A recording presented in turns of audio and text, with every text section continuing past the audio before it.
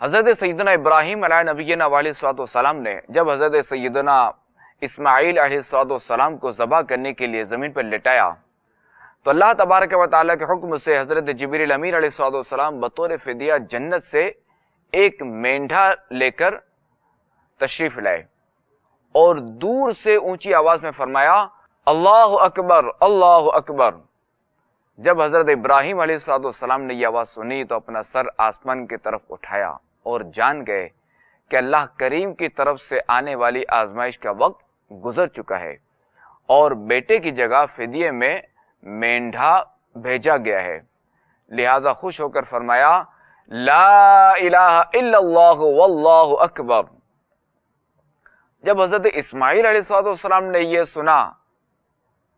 تو فرمایا اللہ اکبر وللہ الحمد۔ اس کے بعد ان